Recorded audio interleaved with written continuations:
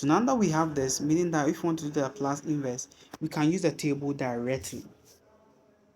So if this is s of x, if we are doing the Laplace inverse, we change to what, as we've discussed, this will be x of what, t, right? So let's go back to the table. Yeah, right. So you see here in the Laplace domain, we have it in terms of s, right? But in the time domain, we have in terms of t. So this is the Laplace transform we are talking about. So if you do the Laplace inverse you're talking about. So if you do the Laplace inverse of this, you get it's in time domain. So that's what we're trying to do now, right? Basically, this is whole part of the Laplace transformation, right? Just one example, and you've seen a whole lot of scenarios in it, right? So we have this, right? So now we have this.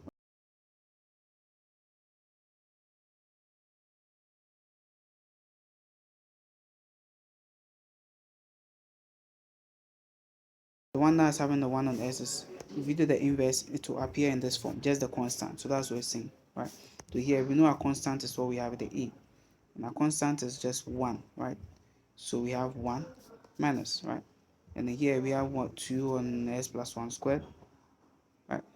So here look at how, so the a is basically the constant, right?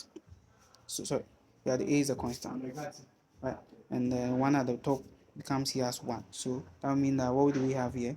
We have here to be 2. So just 2 appears here, right?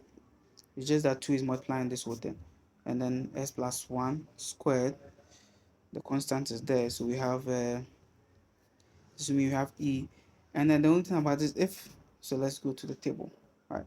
If you look at it here, if here is plus, here is minus. There's another one where if here is minus, here becomes plus, right? They are just the same rules that appear differently, right? So we have e to the power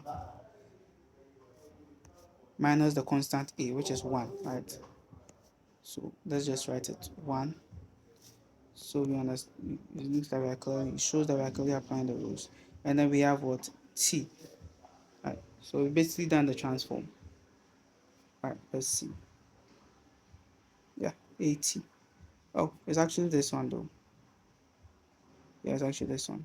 So that will mean that the t will be attached at the front side, right?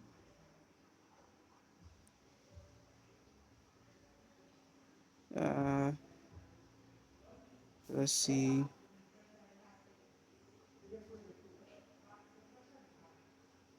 So basically, we are not using this one because it's a squared here. So the one that we are using is this.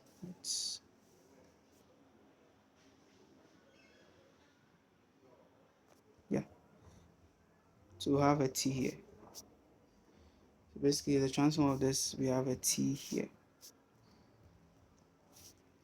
Let's try this again. This is a plus inverse, right? So 2, right? 2, and then we have t, and then we have e to the power minus what? 1, this one, and then we have t, right? Which follows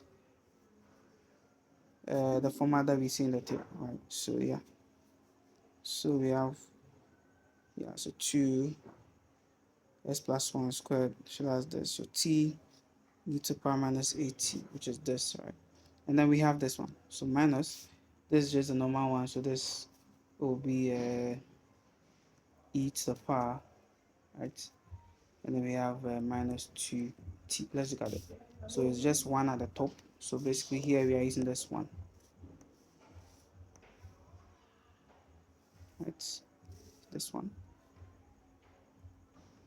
Yeah.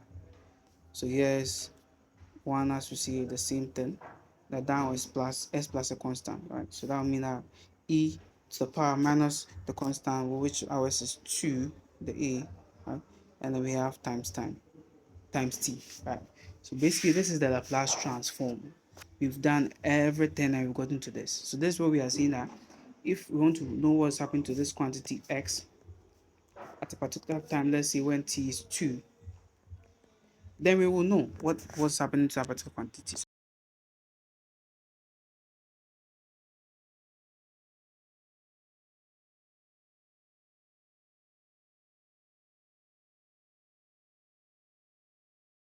get to know what's happening to the quantity, right? So this is this. There's it, 2.44. So here we've done the Laplace, transform, we've done the partial fractions, and this is the Laplace inverse. The Laplace inverse. Alright.